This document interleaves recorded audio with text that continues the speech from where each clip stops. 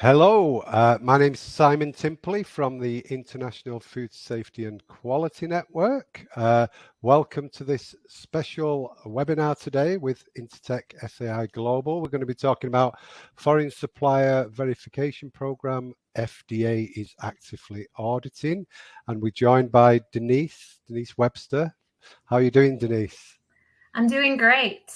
Yeah, that's first time presenting with us. Webinar? Yes, actually it is. So thank you for inviting Intertek SAI Global and myself to come in and join the fray. Yeah, well, there's lots of people registered, I think well over 1,000, and they're all saying hello in the sidebar, and you can see there from all over. Yeah. So where are you joining us from today, Denise, before we get started? Sort of sunny California. So it's a little gloomy today, but at least we don't have snow here. No. And I'm in Manchester in the UK. Just a few housekeeping things. Yeah, feel free to comment and chat in the sidebar, but try and leave your questions till after the presentation or they'll disappear. It is being recorded today, and we'll send you the recording slides and a certificate of attendance afterwards. So I'll get the slides up now. I'll be back to assist with the Q&A later, but for now I'll hand you over to Denise. All right. Thank you, Simon. So for those of you that haven't been on any of our webinars before at Intertek SAI Global or don't know me, I'm Denise Webster. I've been in the food industry for 25 years, food scientist, and really consulting for the past 6, helping businesses, small and large, really kind of ensure regulatory compliance and food safety. And again, so thanks for allowing us to cover this material when it comes to FSMA FSVP. Our training goals today is really to ensure that we have a stronger overview or understanding of just the level of importing into the U.S. and its impact to our food safety programs and compliance with FSMA. We'll then dive into getting a quick overview or understanding of FSVP for those of you that perhaps maybe haven't had a chance to undergo any class or really dive into that section of the code, and you may or may not have. FSVP is something that you have to do every day. So we do have a poll where we want to hear from you as well on that topic. We'll then dive into key considerations for a compliant program. Over the past few years of consulting and being a lead trainer on FSVP, I've actually had the privilege to develop and implement many FSVP programs and have seen both sides.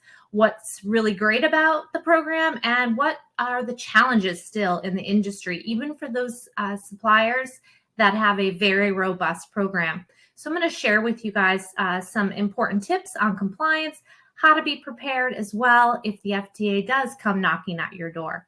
We'll also provide you resources and then open it up for Q&A. So as Simon mentioned, if you look over to I believe on the right-hand side by your chat field, there is a poll. We'd love to hear from you guys. So do you currently import into the United States? This is either raw material or finished product, and we can kind of talk about those dynamics. Or maybe others do that for you. And so that will be interesting to see if we have others that you might rely on to import. And what does that mean to you?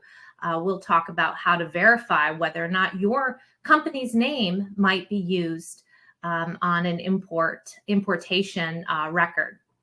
Okay. Yeah, can you see the poll result? I can. Looks like we're at about over 50% of you definitely import into the United States. And so and then 20 of you potentially are at risk to be considered the FSVP importer. And that's a critical component of this regulation. And although it's not, of course, the full 2-day FSVP training, we're going to kind of dive into some of those critical areas, aha moments that you might have if you have others that import for you. All right, thank you for that. We'll just keep going then. All right, so I thought it would be good first to kind of give us a little framework of today in terms of our nation's importing of food. We import food from over 200 countries and territories and approximately 125,000 exporting food facilities. That includes farms. We get about 14 to 15 million shipments per year just in the food sector. And this really is continuing to increase. It has to meet our global consumer demand for unique and different foods and just the overall volume in which we need to sustain our overall economy and business. United States specifically imports about 15% of its overall food supply. And of course, this is continuing to rise. It's also no surprise probably to all of you that we're experiencing unprecedented shortages, labor constraints, delays at the ports. This increases that risk factor to safety and the quality of our products. Unfortunately, there has been recalls just in the past year due to products sitting out in the docks, not being inspected at the level that they need or get to the consumer in a timely fashion. This vulnerability, in addition to geopolitical issues, weather events, and more, is really what led FDA to include foreign supplier verification as part of those FSMA requirements, which we will kind of go through that overview here in the next slide.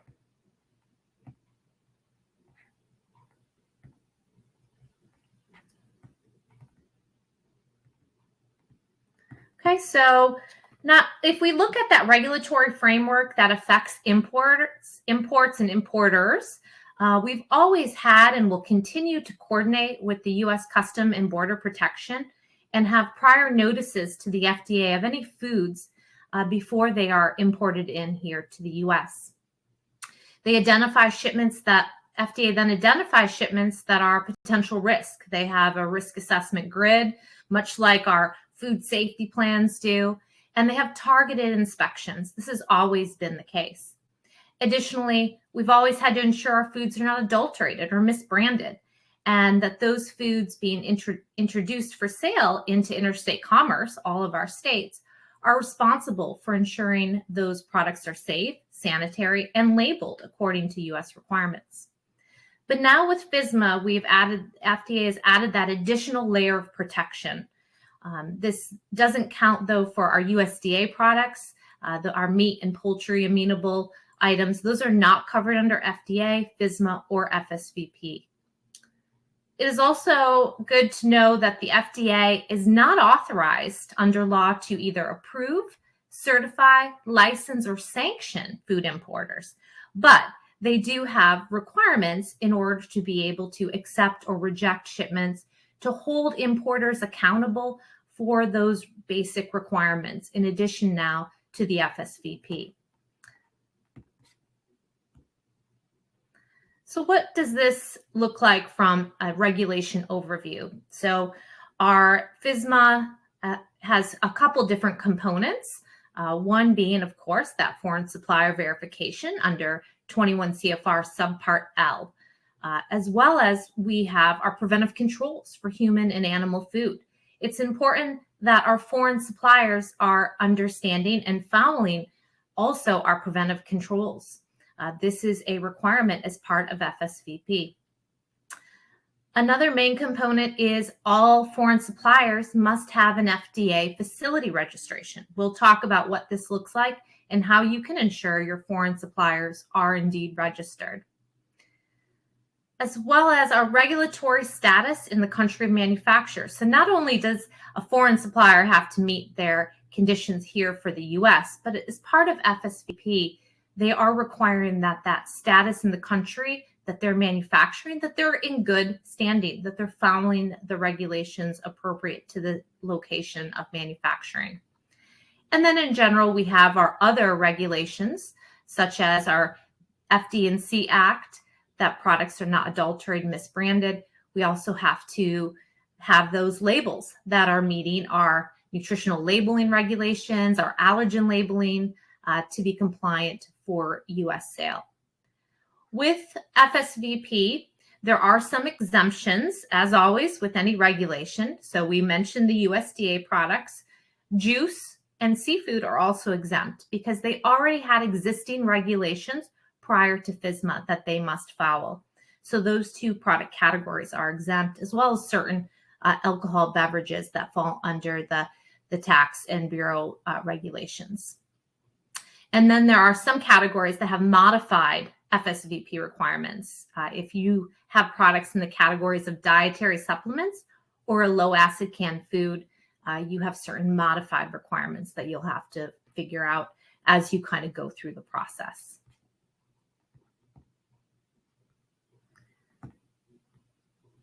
So just a reminder and maybe this is new for some of you. So what does foreign supplier verification look like? What are the key conditions that an importer, an FSVP importer, must make in order to ensure that they can safely and successfully import those products into the US? Well, one, they must conduct a hazard analysis of the products to determine risk. They then need to take those identified hazards of significance and determine what controls that foreign supplier, or further within the supply chain, who needs to control that hazard. Once we've determined who controls that hazard, we have to conduct appropriate verification activities. These verification activities are not preset. It's based on the hazard, just like when we develop our food safety plan. But we, as the FSVP importer, will not be the one controlling the hazard. It's either going to be your foreign supplier, or that hazard's passed on to the customer that is going to take that product over before it then gets to the consumer. So it's also part of the overall FSVP program that we not only approve and look at the products, but we have to approve the actual foreign supplier. Are they in good regulatory standing? Have they signed up for an FDA registration number? Do they have perhaps a GFSI-based third-party audit to show that they're in good standing? And they have robust food safety programs. Once we've approved a supplier for that particular product, we then have to evaluate those shipments. It's unfortunate, but this is an area where a lot of importers have not been so successful. They kind of stopped at that point and just started importing and not actually conducting the verification activities and the records and documentation needed to overall show the FDA they're in compliance. Later on in this webinar, we'll cover some of the challenges and hopefully give you guys some insight into avoiding those challenges. Another critical component is that all of this needs to be overseen and developed by a qualified individual. We'll talk about those requirements here in the next few slides. First, let's take a look at what are the requirements of a foreign supplier when it comes to registering with the FDA. So all foreign suppliers, which is an establishment that manufactures, processes a food, raises an animal, or grows the food that is exported to the United States without further manufacturing and processing by another establishment. That is the formal FSVP definition of foreign supplier. They must then register, just like our domestic food facilities, with the FDA. So they go to the FDA food facility registration, and additionally, it's going to start asking them for a unique facility identifier, which is their DUNS number, or the Data Universal Numbering System.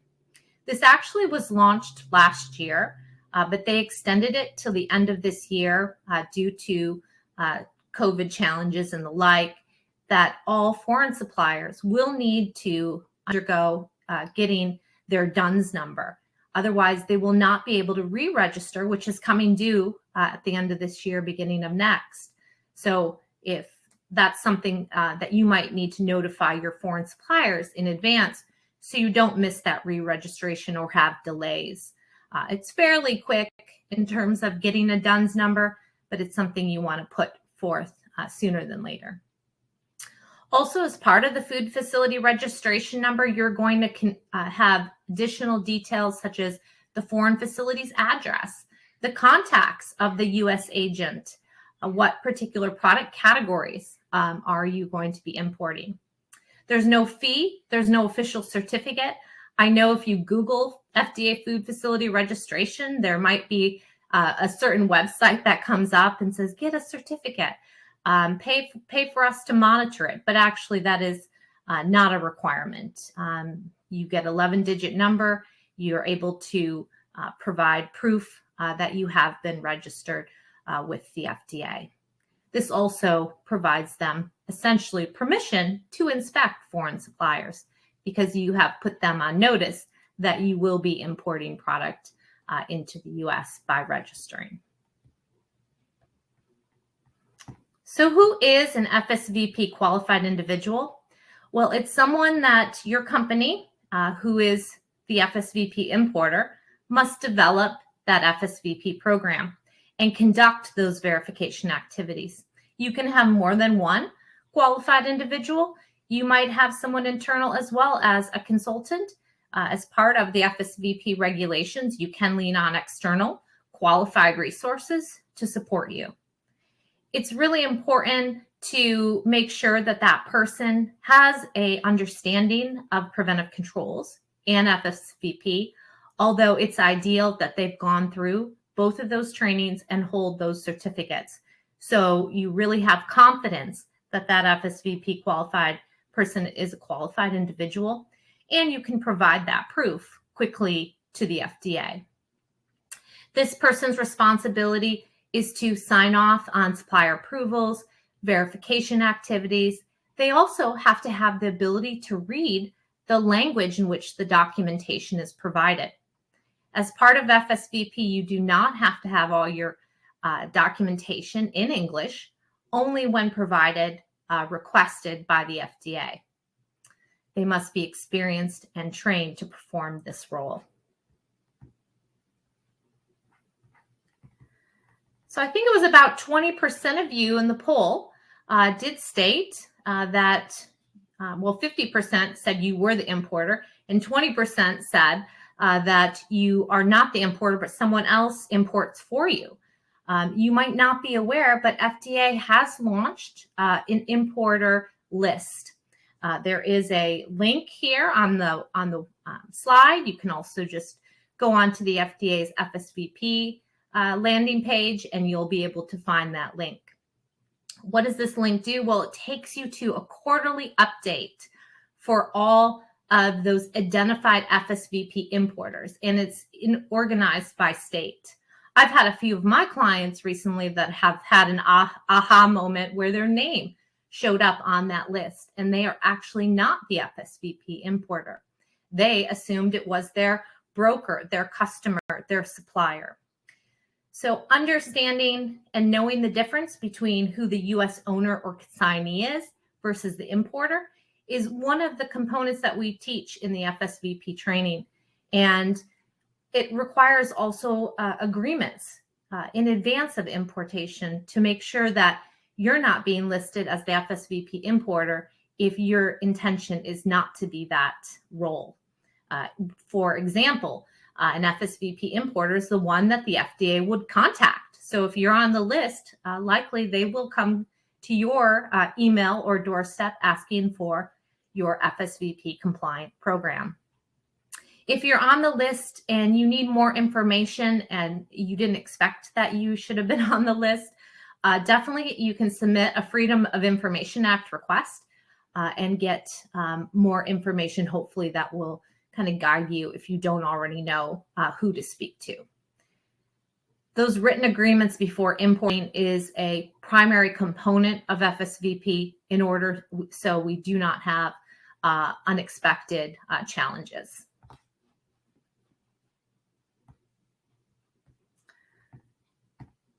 So if you are on that list, are you ready for an FSVP audit? FDA is conducting both email documentation requests and site visits. They are starting to get out into the field after these past 2 years. A lot of the documentation has been done, though, recently by email. They'll be looking for a documented FSVP procedure that captures all of the components that's part of the regulation. They'll also be looking at specific products that you've imported. So they're likely not going to just come to your door and say, hey, you're on this list, show us all your records. What I've experienced is they're very strategic in their approach, and they're asking for particular products that you have imported. They'll be looking for records to support those products in addition to your FSVP procedures and overall development and approval of those foreign suppliers. And it's important to note that those foreign suppliers are not necessarily your supplier. It is the manufacturer that is producing, transforming that product into that sellable unit. The verification records will have to be produced for each lot of product import. So you can't just approve that product, but not look as part of your verification activities, the records associated with each lot. How do you prove that? Well, you make sure your FSVP qualified individual signs and dates, whether it's a C of A or other supporting information that you've identified as verification activities. I had a challenge with the FDA where we had signed and dated the material, but they said, well, what does that mean? Well, we said it meant approved. So we then had to go back and put approved on all of our documentation. So we have to kind of get that crystal ball out and say, okay, would this be the way in which we're presenting it? Would it be acceptable to the FDA?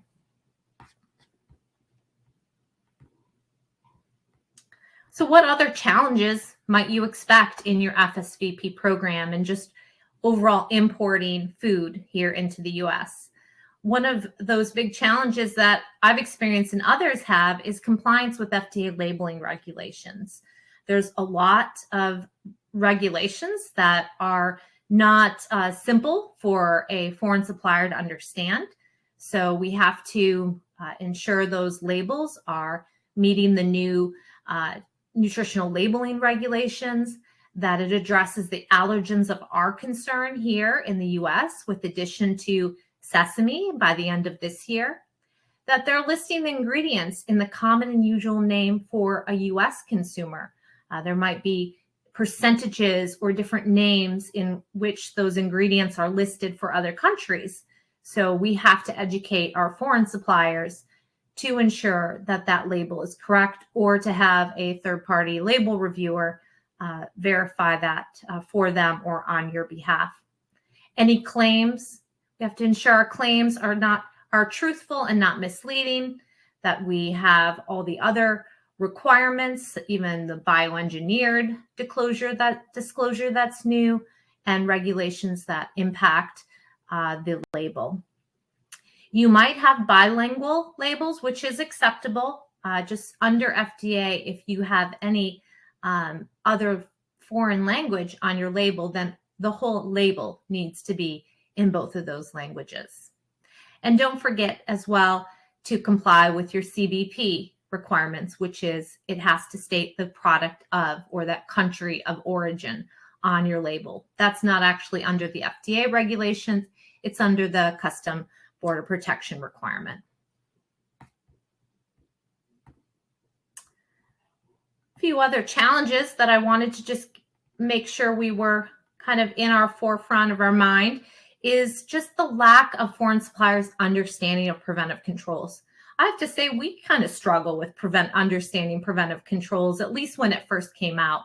I think now most of our domestic facilities have fine-tuned multiple times our HACCP plans into preventive control plans. We have PCQIs in our organization.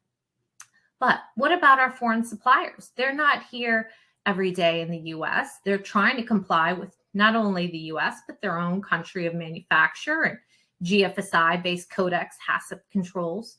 So that person that is part of your FSVP importer program, that qualified individual, needs to look at the foreign supplier's food safety plan. And does it meet those hazards and controls for those hazards as it is appropriate to that particular product and process? The foreign supplier might not have someone that is a PCQI. So it's important that they are obtaining that same level of training that we would here in the US. They also might not address all the appropriate hazards. Provide them with the FDA hazard analysis by category that will help our foreign suppliers understand what the FDA's current thinking is on the different types of biological, chemical, radiological, and physical hazards, as well as your food safety plans that you're getting from our foreign suppliers are not in English. I just got one just yesterday that was in German. I don't speak German, so that's going to delay our FSVP importation of that product, because we're going to have to rely on them to turn that into English. And so we're ready if the FDA asks us for that HACCP plan as part of their FSVP activities. So just one more challenge to discuss today, which is around your supplier approval process. I think many of us assume that our existing supplier approval process will meet our FSVP requirements, and this just is not the case. We need to document our supplier approval process to address specifics under the FSVP rules. We also have to outline the type and frequency of certain verification activities. How often are we going to review an audit? What does it look like from a letters of guarantee or C of A's? Do we have verification of every time we've brought that product in? We also, as part of our overall supplier approval process, need to have more documented proof. We can't just have a supplier questionnaire that says, you know, they have a low acid canned food regulation or any particular certification. We need to obtain those records, as well as we need to evaluate our foreign suppliers' performance from a regulatory perspective. We'll talk in the next slide how you can go about looking up a foreign supplier's current standing with the FDA. So let's take a look at that now. So you may or may not be aware, a couple years ago now, FDA did launch their Data Dashboard. So if you just Google FDA Data Dashboard, this will come up. It is a great resource for FSVP, as well as just our standard supplier approval process. What does this dashboard do? When you click into the search the firm information, you could put your company's name or any of your foreign suppliers' name into that database. And if they've ever been audited by the FDA, they will likely show up in this database. Not everybody is going to be on it, so don't be surprised if you can't find someone. You'll have to do it the hard way in terms of going into the different warning letters, import alerts, import refusal sections of the FDA website. But hopefully you can use this data dashboard, and what will it tell you? It'll tell you when, if ever, they've had an FDA inspection. What was their success factor? Did they have any nonconformances? And what was the level of those nonconformances or any other violations? Have they had recalls, import refusals, as well as it'll give you the classification of those refusals. And you can see if they've had a refusal, say, on salmonella in a product, that might actually show that there is a potential risk that you haven't considered or need to put additional effort in your FSVP program to approve that product with that supplier. So definitely take a look at this. It'll be a great tool now and into the future.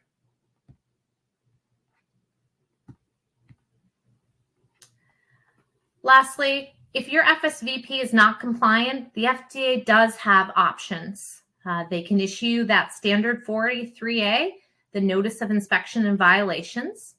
They can send a warning letter, import alerts, detention of your product without physical examination, seizures, rejections, recalls, and now even losing your import license. This is something that the FDA has been kind of talking about behind the scenes, that if they get to the point where importer is not following FSVP regulations, and they've maybe had 2 or more warning letters, they've had import alerts, and they're not actually putting the necessary resources to do this role appropriately, they could potentially take away that import license. It's said that someone did some data In 2021, 796 FSVP importers failed to develop their FSVP program. So as you can see, this is definitely something the FDA is concerned about. And this is actually an increase up by 55% from 2020. So also that shows the FDA is out there really enforcing and asking those FSVP importers. What were their concerns? Well, some, they didn't develop the FSVP program, they failed to maintain the program, or make records available to the FDA as well as in English, and the adequate assurances prior to importing that product into the US. So how can we be prepared not only for those challenges, but be proactive in our approach with our FSVP programs? Well, one, as we mentioned before, make sure that you understand your company's role as an importer or someone else importing your products. And if you do indeed meet that definition of a FSVP importer, that US owner or consignee, but you still don't believe you're the FSVP importer, you want to make sure you have those upfront written assurances by your supplier, your importer. If you are at the end that FSVP importer, then you want to make sure that you have those qualified FSVP trained individuals that are going to develop, oversee, and effectively implement your programs. Those qualified individuals will have to have records and procedures and programs that ensure that we've done those initial product hazard analysis and foreign supplier approvals, and then conduct on an ongoing basis supplier and product verification activities, and be ready to provide those documentation and records to the FDA upon request. Organization is key, making sure you have a share file that allows you to be able to quickly and adequately obtain the documentation and records available. Maybe there are manual copies that you also want to scan in the system and have at the ready. If there are information in a different language, have them, those foreign suppliers, start working on developing those in anticipation of a potential FDA audit, so then it won't delay any issues. The FDA recognized that a lot of these documents and records eat up a lot of space, and to be able to email all of these records when they have requested it virtually can be a challenge. So they have created, as of May of last year, the FSVP Record Submission Portal. This is not a website that you can pre-submit anything.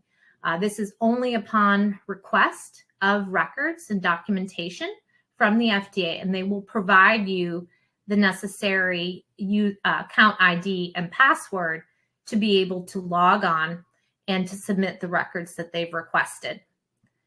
As well as any records that are retained, we need to make sure that we not only have those electronically, but those physical hard copy records are there on site. And if they are off site, that we can also make those readily available within 24 hours. Lastly, if you do get a violation, we have to ensure a warning letter or a 483 that we are properly closing those violations. You'll see in a lot of the warning letters, actually, they're repeat violations. The FSVP importer did not effectively close out the corrective actions that they deemed necessary by the FDA to resolve the issue.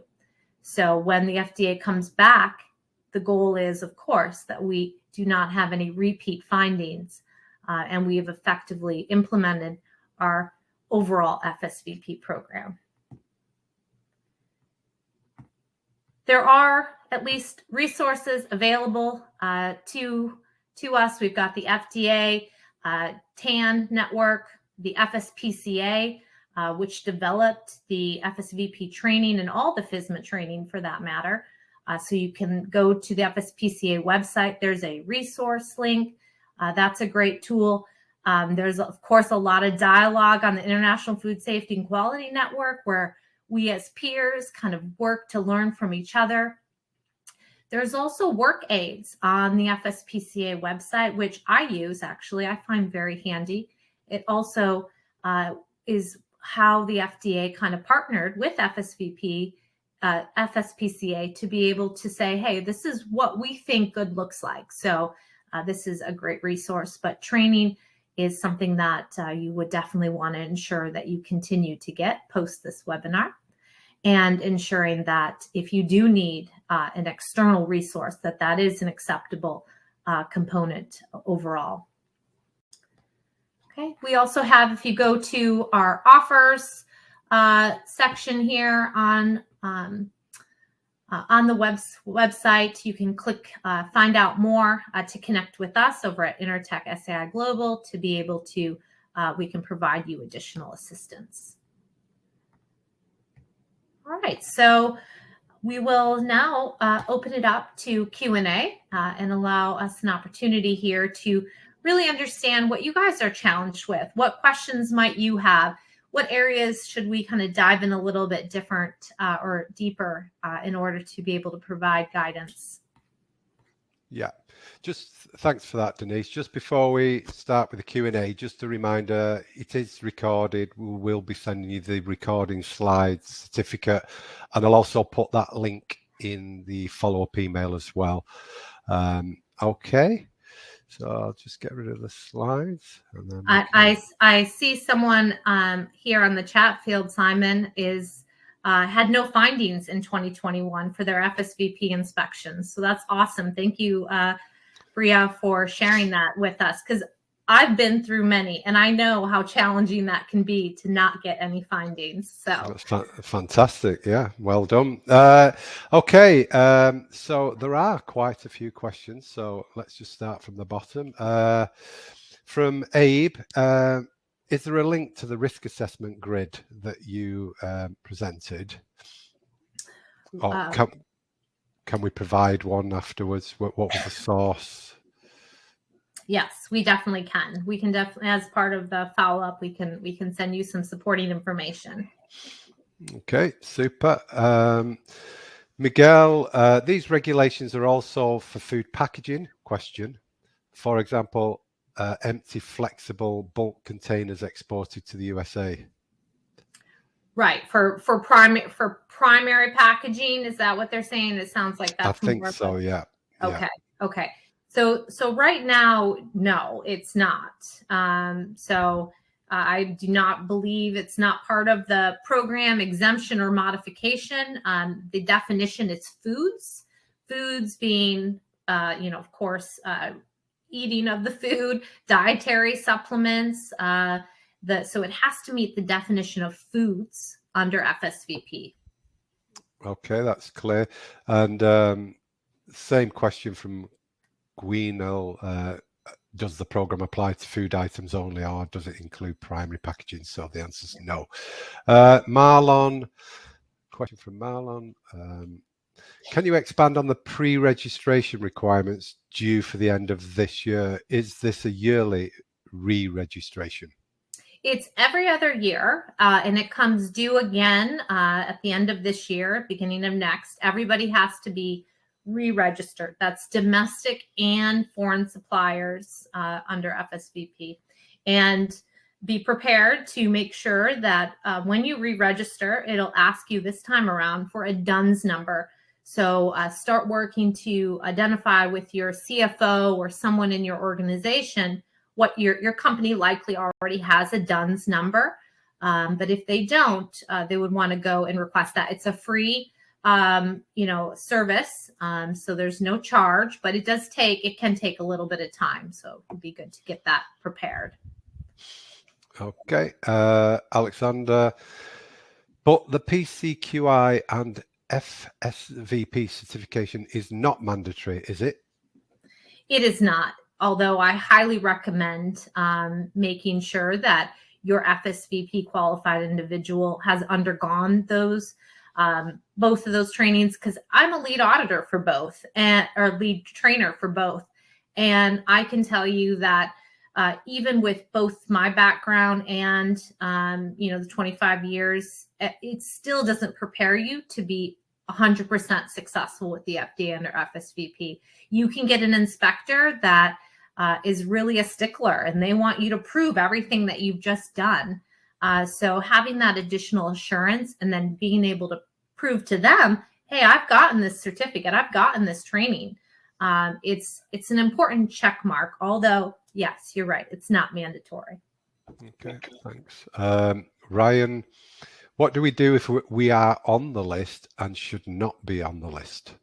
Yes. So if you're on the list, a couple of different things you can do. One, identify what products you believe might be the reason why, what products you're bringing in that are imported in, and work with your supplier to figure out what's going on there. They must be listing you as the FSVP importer or U.S. owner and consignee of that product. Might have your name on it. Doesn't necessarily mean that you have to be the FSVP importer. You need to agree with your importer who is going to hold that role or that hat, right? The other item is you might not even know why you're on that list at all. And so you would have to request through the Freedom of Information Act. And actually, when you go to the FDA website, they've done a great job with already providing a quick link on that landing page for you to get that submission in. Okay. Esther, where can I get information about FSVP training to become a certified professional? Excellent. Yep. If you want to just go ahead into the offers section, and you can just reach out to us over at Intertech SAI Global. We do both public trainings in those two areas, as well as on-site, either in person now or virtual, whatever makes sense for your business. Okay, and just to say, when you click the button there, it'll open a new page. It won't take you away from the webinar. Or if you don't want to do that, we will include that link in the follow-up email. Yes. Okay, another question from Esther. Which other steps a UE meat food company must follow to become an authorized company to import into the US? So you actually have to follow USDA FSIS regulations, and it's a different set of requirements. So I would encourage you to just go to the USDA Food Safety Inspection Service website and go to US meat importing. And then it gives you a whole list of the specific activities associated with those type of products. And so that's any amenable product is 3% or more of raw meat in your product, or 2% or more of cooked meat in your product. So you are exempt from FSVP, but not exempt from USDA requirements. Okay, thanks. Jennifer, what if my FSVP was written by a consultant? Who should sign it off? Do I need to have somebody in my company trained? Yeah, this is a question that I run into as a FSVP importer consultant. I don't mind, of course, sign off on the initial supplier approval and product hazard analysis. That's my role if you've hired, me or someone else, right, as a qualified FSVP individual. But the challenge is that person, they're not there supporting your business day in, day out. So you have to conduct verification activities ongoing for your importation. And that unless that person is on your payroll, it's going to be challenging if you don't have someone trained and qualified to conduct those verification activities on an ongoing basis. So I always encourage all of my clients to ensure that they've identified that person and get the appropriate training moving forward. Okay. Next question from Maynol. How about if we import raw ingredient but not finished product? That is a tricky question. It just depends. So you're importing a raw ingredient, if it's not ready to eat and it's going to be further processed into the U.S., then it might not need to qualify for the FSVP component. But also, you might not know what your product is being used for. It might be used for products that are ready to eat, or it's not fully transformed here in the US. So it's likely then in that case that you are going to have to ensure that whoever that US importer is, if that's your company, that you are following FSVP and that you have the appropriate written assurances and documentation on file in case you are questioned. So that is a yes or maybe no. It just depends on the type of product and the conditions. Okay, question from Savannah. What information is required to be included in the written agreements between importer and exporter? The FDA did put a definition of written agreements in FSVP regulations. So there's a definition section, which is really helpful when we want to kind of calibrate what the FDA's thinking is on a particular meaning. And their definition essentially states like things like contracts, right? Terms of conditions, a written document that says, we as the importer will be the FSVP importer. You as the brand owner that maybe that product is brought in for is exempt, is not going to be the importer. It's essentially in a contract or in some sort of letterhead type document that you two have agreed in writing, and so there's no surprises that you don't end up on that list. So it's not with the exporter, though. It's with the U.S. importer and the U.S. owner and consignee. The exporter is not included in this. Okay, lots of great questions. Yeah. Kirsten, sorry. What if your verification of each lot is an internal test?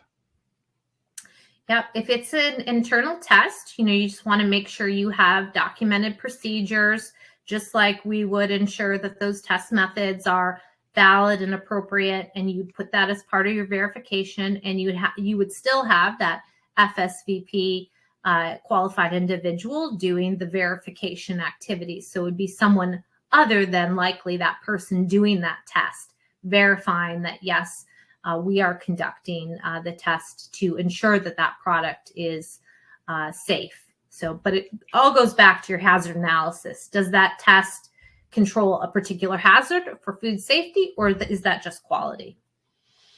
Okay, I think you've covered this one from Morale about PCQI. Can it be an external or internal? Preferable to be internal. At least not ongoing. Yeah, you might need help from an external resource in the beginning to make sure it's set up for success and do the initial qualification activities, but the ongoing verification is really important. You identify who that person is internally. Okay, question from Charlie. If I import an ingredient to use in a finished product I make in my facility, does the FSVP have to be as robust as if I were to import a finished product from direct sale? Another great raw material question that doesn't have a straightforward answer. If you're bringing in raw materials, right? You're manufacturing your products and you're getting raw materials from your suppliers and they're coming in globally. That actually falls under your Preventive Controls food safety plan. And if there's a hazard that you've identified in your Preventive Controls plan that requires a supply chain preventive control, then you're going to fall on that particular FSMA regulations. Now, if you are the direct importer of that raw material, you're the U.S. owner and consignee at the time it reaches that border. Again, you're going to further process that product and take ownership of that hazard. Then your FSVP program is pretty straightforward. It's that we are going to control that hazard in our facility with our food safety plan. So yes, it's not as robust, but you still have to have the program if you are indeed the direct importer of that product. Okay. Christina, asking for the reference for the web address again. I'm not sure which one. Yeah, I'm not sure which. Could you clarify which? Well, if you could just sort of expand on your question, Christina, and we'll try and come back to it. Robert, good morning. What can we do when a supplier manufacturer refuses to provide us quality type documentation but does provide a signed FSVP document? Interesting. When FSVP first launched, there was many documents that I got that were blacked out. I didn't have all the information I needed. People were still pushing back. But now it's pretty commonplace that they now know they have to provide the necessary documentation. Otherwise, you can't import. They're just not approved. That's what the FDA has, put their mandate on. It's you determine the hazards and the approval status. And if they don't want to pony up the necessary records, then they're not a good supplier, and you move on. Okay, clear. Patricia, that FSVP is kind of list of procedures that we had in order to produce our product. Does that make sense as a question? I think if I can, kind of turn it around, FSVP is kind of like what we do with the food safety plan, but we wear a different hat. We're determining who controls the hazard instead of what part of our process controls the hazard. And we also, though, have to write certain procedures and verification activities, though, that are specific to FSVP. So if you are indeed the importer, your current approach of supplier approvals really is not going to sync correctly. So you do have to follow the FSVP requirements and make sure that someone's trained to be able to know where to verify that indeed you have everything covered. Okay, question from Vinod. What will be the frequency of audits by FDA officials for foreign supplier? So they have not, that I've found, posted any particular frequency, except the fact that they are getting out there in force and going to start putting a little bit more effort even than what they've done over the past couple of years. And I've had clients who have also successfully been audited, and they're like, okay, well, you probably won't see us again for another year or more. If they, feel like you've got the program in place, you've developed, you maintained it, you successfully passed, just like Bria did, you likely will not have, one that's going to occur on a frequent basis. Unlike if you're, say, example, seafood, seafood has like a quarterly inspection by the seafood people. That's not how this really works under FDA FSVP. In addition, if you have had violations, they're going to come back more frequent until they have confidence in your program. Okay, question from Matthew. How does one do a Freedom of Information Act request and what information does this yield? Yes, so on and I think there was a link on the, on the import list, the download. If you just go to FDA FSVP section and go to Importer List, there is a link. Also, you can just Google it in the FDA or search field to come up with the link to submit that FOIA. What does it yield? I have one client right now that has submitted one. So I will know sooner or later here what it will yield. It said in the text on the website, it's going to be minimal basic information that's applicable to what they basically believe you need to know. So they're kind of not giving exact information on their website of what they're going to provide you. I think it's based on your request. Okay. I'm hoping, though, that it'll tell me who the heck put my client on as an FSVP importer. Or your company, if you're on that list. Yeah. Mohammed, does FDA plan to audit external providers? I'm not sure what external providers mean. They're going to audit who has been tagged in the CBP database as an FSVP importer. There's a particular section in the ACE system, which is what's used for importing and has always been used. They've upgraded the system over the years to identify who that person is. And that's the stream. If the FDA comes knocking on your door and says, provide me your information and you're not the right one, then you have to work that out with the FSVP.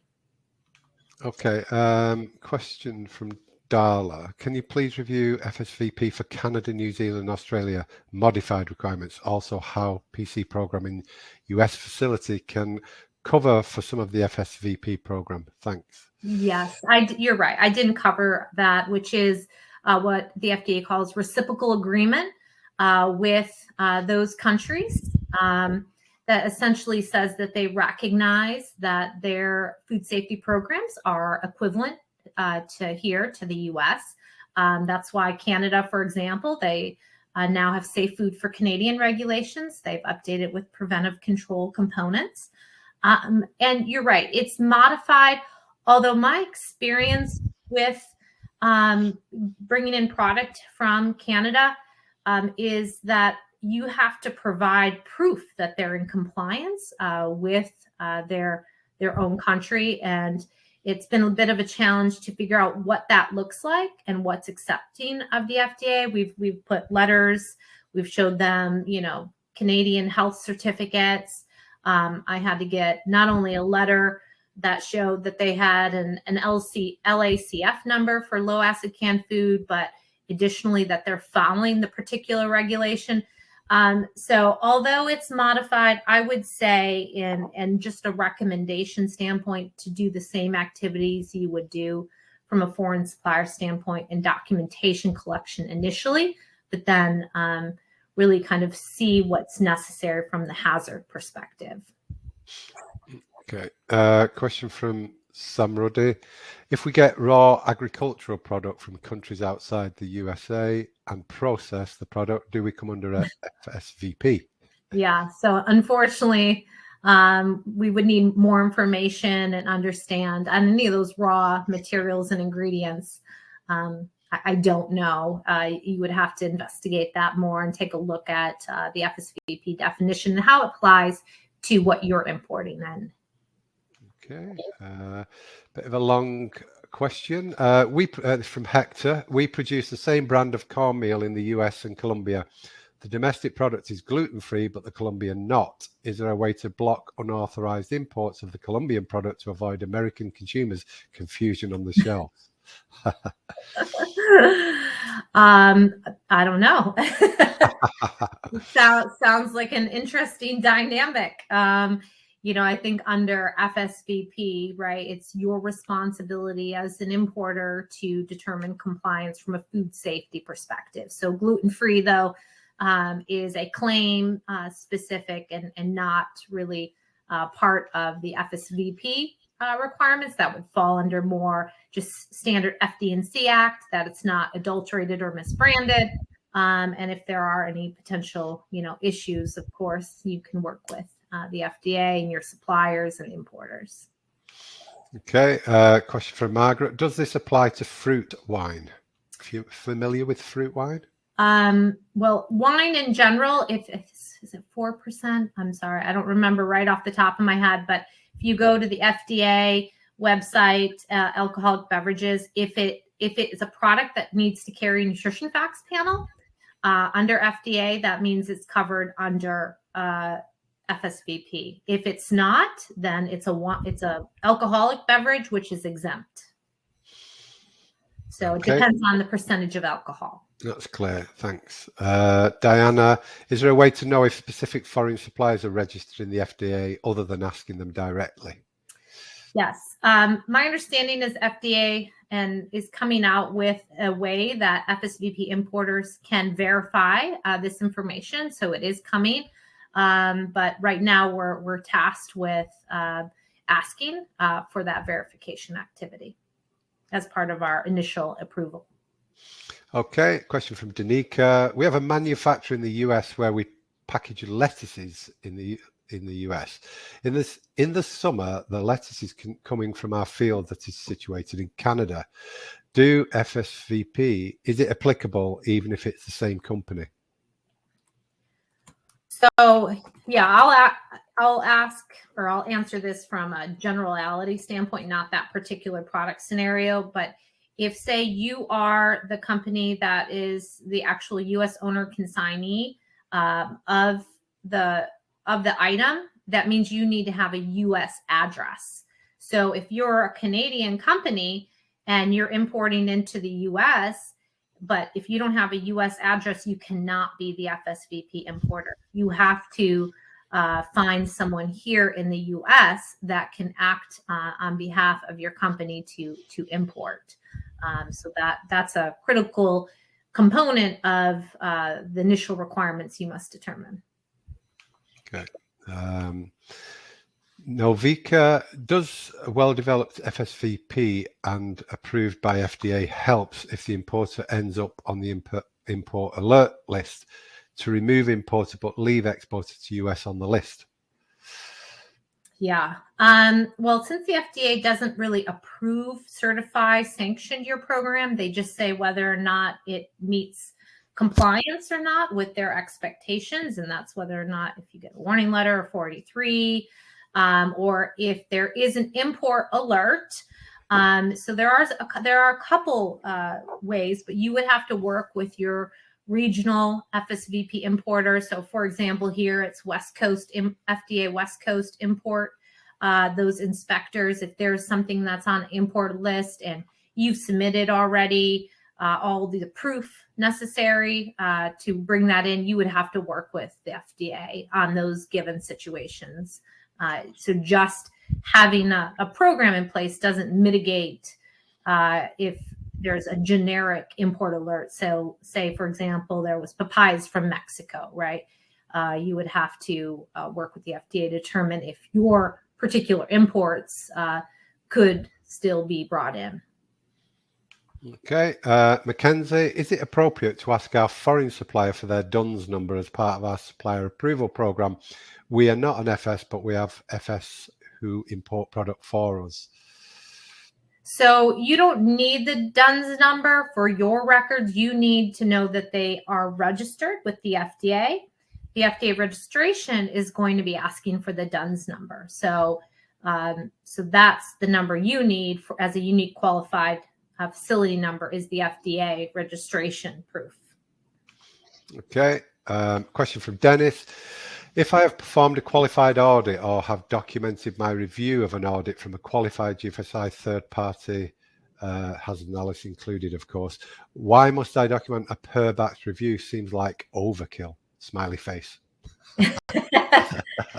Yes. And, again, this 1 hour webinar can't address all of the FSVP requirements. And so I didn't go down the rabbit hole of qualified auditors and qualified audits. But that is a component, and there is a definition, as I think Dennis is alluding to, that says if you have a Sakota hazard, if you have a hazard that is likely to cause significant illness or injury, you need to either audit that foreign supplier, or you need to get, say, for example, accredited third-party GFSI-based audit as part of your overall FSVP. It's only one component of your analysis and initial determination that supplier is approved. Now, moving forward, verification activities are also based on your hazard analysis. So it depends on what are your hazards. If your hazards are salmonella contamination or Listeria monocytogenes, then likely you're going to ask for more than just a third-party audit. You need to be able to verify, and likely that is going to be a certificate of analysis for each batch or proof in some other capacity. Now, FDA has not predefined verification activities for you. They've given you a lot of different options. It's up to you as an FSVP importer to make that determination based on the hazard analysis. Okay. Deanna, do the customs brokers know how to identify our company as importer on the record? They should. They are trained to enter the ACE system appropriately, but that doesn't mean you shouldn't ask the question, especially if your name shows up on the FSVP importer list. Okay. Vinod, whether FSVP program is applicable for importing food ingredients into the US? Yeah, so as I mentioned before, those raw materials in general, yes, there might be situations that, it's not. So you have to kind of get more training and dig a little deeper into those specific scenarios. Okay, Regina, if I am the manufacturing plant that imports raw, but then manufactures and then sells outside the US, do I need to be an FSVP program participant? Nope. So you're exempt if you sell outside of the US. So FDA doesn't care what you sell to other countries. So you're out of that box, and your manufacturing facility who is handling those raw and you're processing it, you're going to fall under you still have to comply with FDA FSMA regulation, the Preventive Control Plan. Okay, Bria, is there a requirement to perform verification for each load shipped to the US? Our verification frequency is set at quarterly and our inspection had no non-conformances.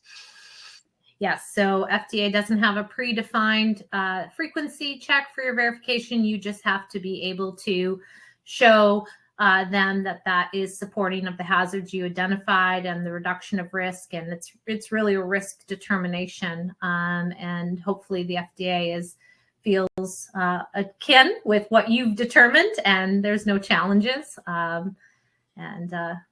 We go from there. Okay. Quite a long question from Janet. We are a storage and distribution facility and have an import room for meats. The USDA inspector handles any exams of the product.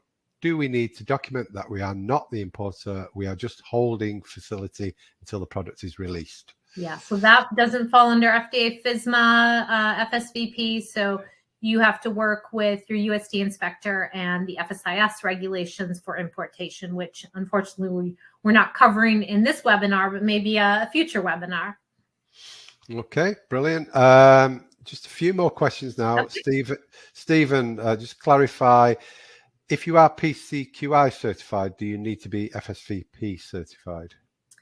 So the straightforward answer is no. But I would say if you are an FSVP importer and you're the qualified individual, it's important to have that understanding and knowledge. You can self-train by reading the regulation, going to FSPCA website, downloading the material.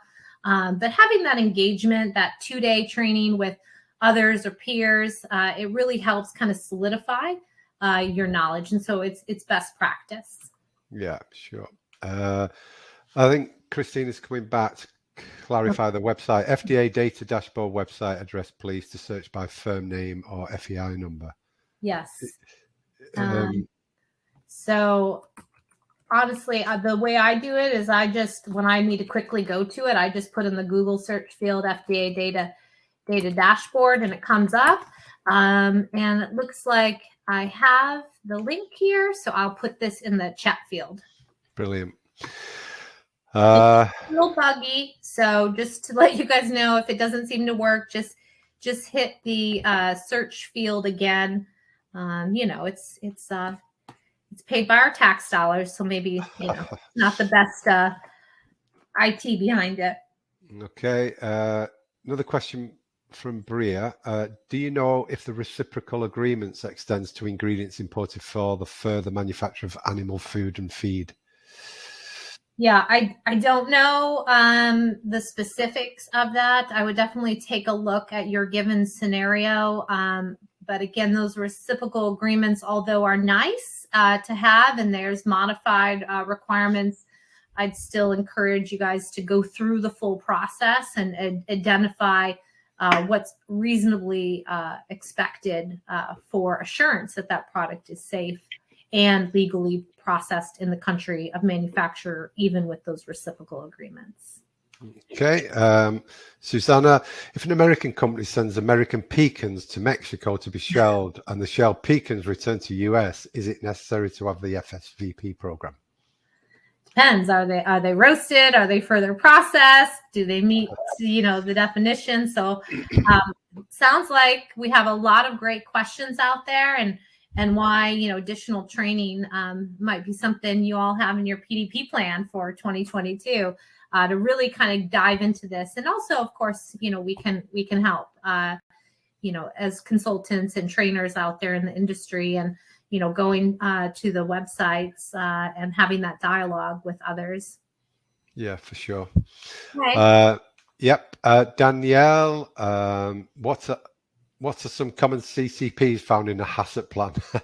That's a bit offbeat, but do you want to give a couple based on your experience? Yeah, I think we have to remember that if we are talking about FDA, we're now talking not just about CCPs or process preventive controls. Now we also have to take a look at sanitation, allergen, and supply chain preventive controls. So I would say from the context of this training, right, it's no longer just our HACCP plans, but we do have to make sure our FDA preventive controls are in place too. Okay, yeah, Danielle just sort of clarified that as it relates to HACCP plan for FSVP. Shoba, does FSVP only apply with human animal preventive controls or also produce safety rule requirements? Yes, so if it meets the definition of the foods, but also again, there's nuances to the FSVP versus the difference between the preventive controls. So I think it's important that you go in and you look at the regulations and then determine compliance. So that's a broad-based question. So just like those ingredients, I think it requires a little bit more narrowing by your companies to determine whether or not you are needing to be compliant or if your preventive control program is sufficient. So I think we've just maybe got one more, Simon. I think so, yeah, from Eva, but it's a bit malformed, I think. I don't think well, I can't make any sense out of it, but I'm not. That's why I'm staying away from it slightly because I don't want to answer it wrong and confuse you guys. I think we'll leave it there. I mean, we've run 15 minutes over. Absolutely brilliant. The presentation was great. We've only got an hour, 15 minutes, but the questions have been fantastic and your answers have been superb. So in the short time, it's been absolutely extremely valuable. I'm saying that on behalf of everybody. So thanks very much, Denise. Have you enjoyed it? Yeah, absolutely. I love the engagement. Again, thank you. Even those challenging questions, right, just makes us know that we need to, dive in a little bit deeper, and that a webinar only kind of scratches the surface on these topics. And so we just need to roll up our sleeves and dive in. Yeah, super. Well, it's been great to have you on and hope to have you on again in the future. But thanks very much for today and have a lovely day. Thanks, everyone. Okay. Thanks for joining, everybody. I've loaded your certificate in the sidebar now. Basically, I'll be sending an email shortly with the recording, the slides, your certificate, the link to further resources on the Intertech SAI Global website. And yes, I'm feeling a bit better now after COVID. Thanks very much for your concern. Brilliant. Love that. Superb webinar, and we'll see you on the next one. Thank you very much. Bye.